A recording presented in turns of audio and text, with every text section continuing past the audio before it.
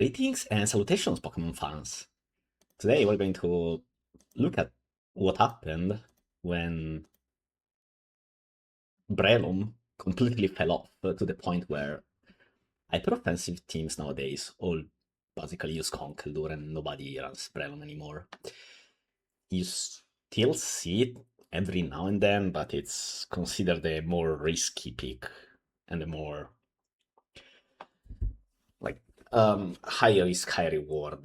And even then, I could make a case that Conkeldurr is still better in most situations. Right, so first off, Breloom used to be the premier offensive guy on most hyper offense teams. Well, that was easy some years ago when Sleep was unbanned, right? Because you spore something, and then your opponent's answers are what they are. You needed sleep talk, you needed the sleep talk rolls, you also could have just been attacked on the switch, a lot of things. But then Spore got banned, and so what happened is that we moved on to a more pure offensive Breloom set, so just say Choice Band or even Life or Force Dance. And while the meta top mons have always been the same, give or take a few changes here and there, Breloom really struggles nowadays to accomplish much in any given game. Whereas Conkeldurr always trades 1-to-1 at the very least, and very reliably, to the point where even Specs Latios Dracometeor does not one-hit KO it. It has a chance to if you also have Sand up, but it's really not the best. It's not the best counter, right? But you know, it's the best a lot of teams have. And so what happened is, well, first off,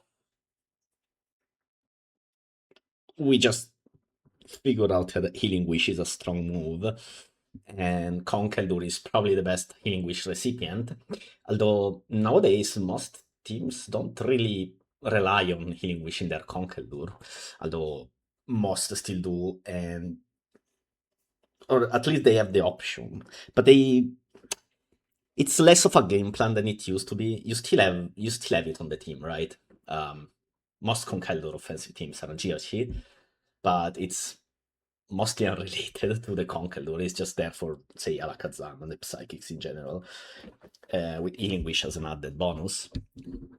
Whereas in the early days of the recent Conkeldurr craze, you will see a lot of even double Healing Wish teams with Latias and Jirachi, and often your game plan revolved around Healing Wishing the Conkeldurr. But nowadays you don't see it that much anymore. It makes sense in some matchups, but it's not like the dominant strategy anymore. We also see a lot like nowadays when you use a team like Gregarious, for example, it's not rare to see the Starmie getting Healing Wished or even the Dragonite, whereas up to a few months ago it was Conkeldurr only and everything else was like there to support the Conkeldurr. Okay, but why did Breloom specifically fall off so hard? Like, yeah, Conkeldurr, it's probably better, but we had already almost stopped using Breloom, with the only notable team running it in recent years still being Smurf, which is a bit of an ancient team at this point. So um, it its usage was very low already, but now it's been completely replaced by Conkeldurr basically. And how come? Well, first off, um, lots of teams just beat Breloom outright. Like, look at even just a Star Masters team. Like, what do you do with Breloom against this? You really need to kill both Landorus and Celebi first before you actually get to do anything with Breloom. But you also need to not die to hazards, and Sand is up, so even something like Protect Keldeo is annoying to face. And in general, Breloom is too weak to passive damage. That's the main issue. Also, another issue is that how do I don't know. This is a hard because tech- technically not much has changed in the recent years to make it so that Breloom is necessarily worse than it was up to a few years ago. But still, when you play Breloom, you notice that it's really hard to get anything done with it unless you get a lot of turns right, like Cow in this game, right? He stayed in with Brian's army, and so Brian clicked Hydro Pump, and so yeah, you got a free kill with Breloom against the army, but if another move was clicked, the Breloom would have died without accomplishing much. I mean, sure, you kill Titar, and that's good because your team, like, it might have still been enough, but like, you need to play very well, and playing well with Breloom means just kind of guessing a lot of times because it's so slow and frail. Unless your opponent has a team that is super hyper mega slow, you are never going to have a lot of free turns with Breloom. So if you manage to get to attack with Breloom, like say 3 or 4 times over the course of a match, then you will get a lot of mileage out of it. But the problem is that's quite hard to accomplish. And that's because of the nature of the teams where Breloom shines, right? So you want to run it alongside a lot of other strong offensive mons, but that means you have zero momentum and you have zero things you can switch in on. And then you also have to get the turn right when you finally manage to get it in.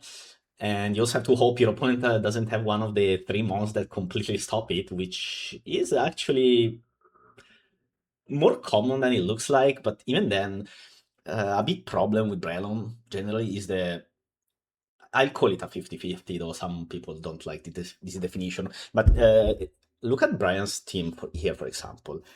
Right, you have Breloom in safely on Titar, let's say. All right, do you click Superpower or Ballet Seed? And or low sweep.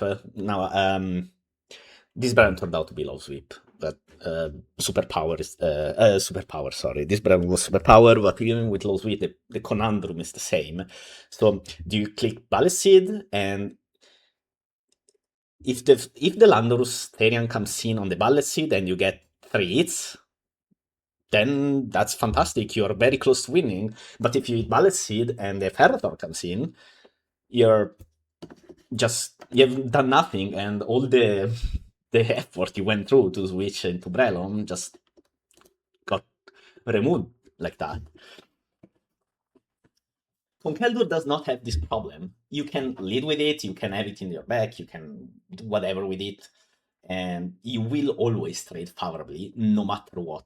Because the only mon that doesn't really care about Conkeldurr is Reuniclus. Well, I guess Slowbro too. The 2 people who are still on Slowbro might add. There's also Tangrowth technically, but I don't see anyone running Tangrowth nowadays. So let's not. There's also Cresselia, obviously, but that's still not really a very used mon, let's say. And beyond, say, Slowbro and Reuniclus are the only 2 ones that still see enough usage for them to be considered real counters. And there's problems though with that. First off, if they don't carry Psychic, Conkeldurr can actually win the 1 versus 1. If you have Psyshock, so if you are Psyshock Reuniclus and you switch in on a Bull Cap, you're going to do like what, 40%, and you will get payback back for about 60% if the conk is lower, or 30 something percent if the conk is faster.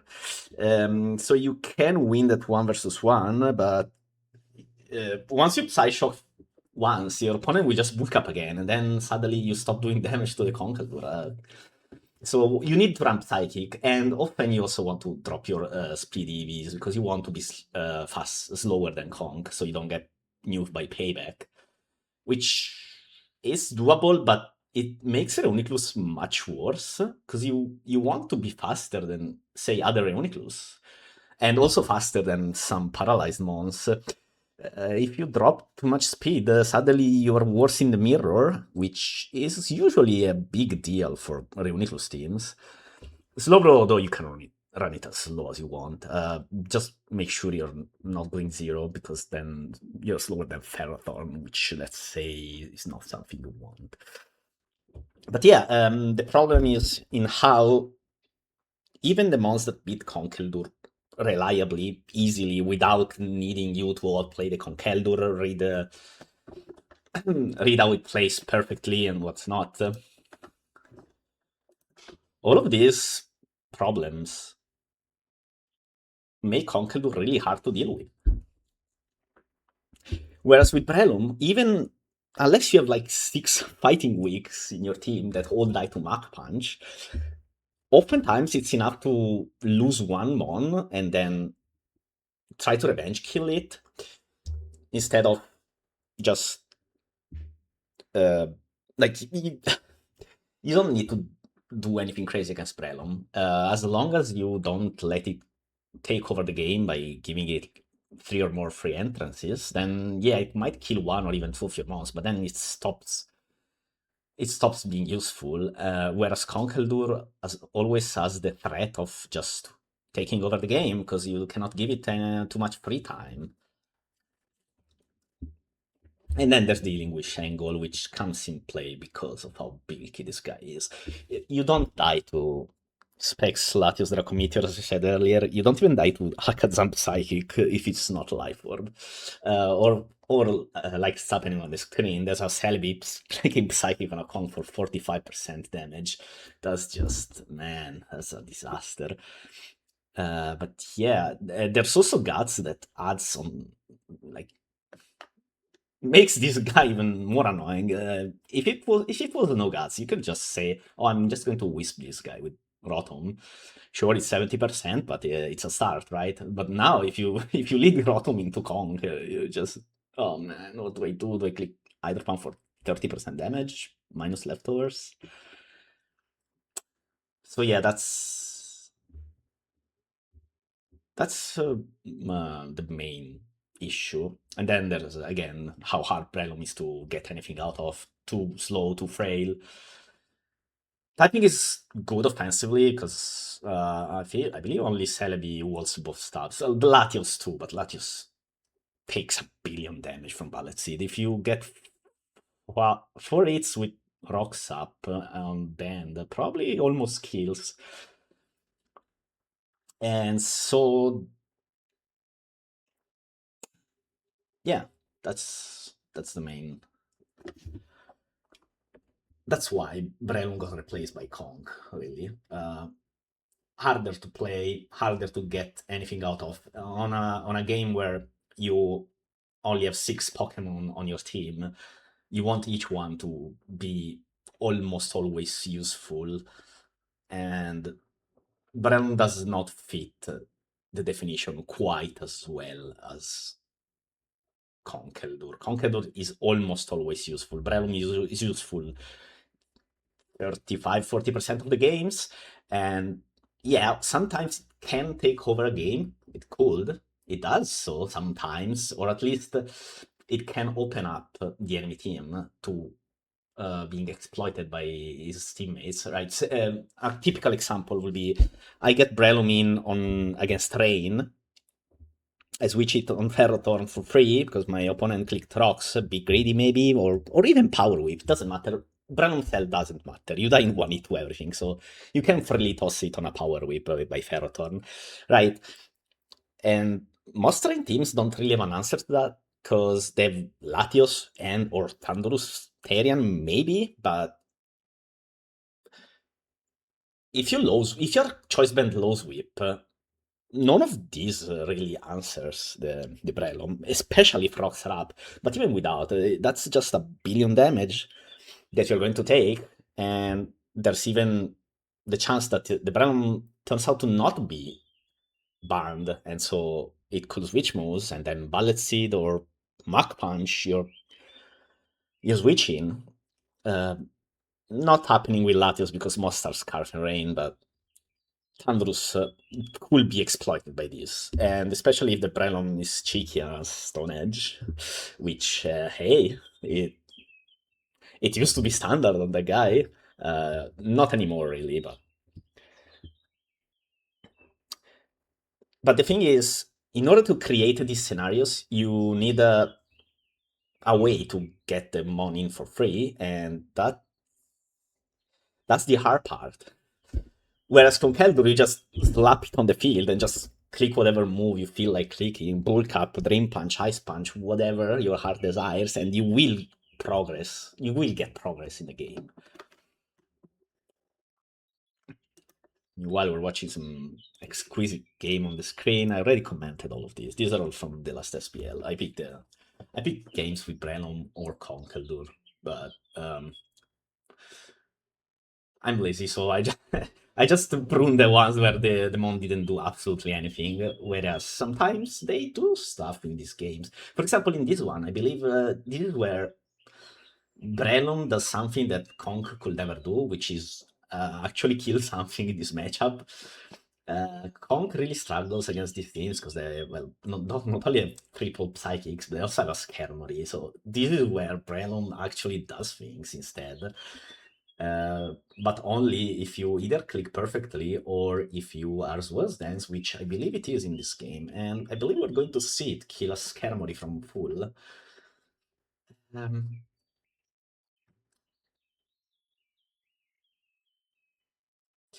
yeah, let's watch this. Right. I I'm going to spoil this. I believe Sugar Eye wins this game, if I remember correctly, and Breloom will be a part of it because it will nuke the Skarmory. But let's see. Chirochi, Bronzong. Okay, it's in on the Bronzong. You have to switch out the Bronzong, right? Because you need the Bronzong for Starmie, likely, right? Skarmory, Umbrellum. Let's see if it dies. I believe it does. If your superpower Life Orb. Oh. Oh, it's not Life Orb. Okay. Although usually you do not want Life Orb. It's extremely greedy, but Skarmory Spike, so it's fine. And now you just Mach Punch, and this guy will take some damage. If you include the sand and rocks, see, this is where Breloom shines, when you can basically take a kill and a half, which doesn't always happen. Sometimes you just die miserably and do nothing, and that's where Breloom just doesn't pay off as much as Conk does. Yeah, this is why I saved the Bronzong to not die to Starmie, which fair enough, that's the right play indeed.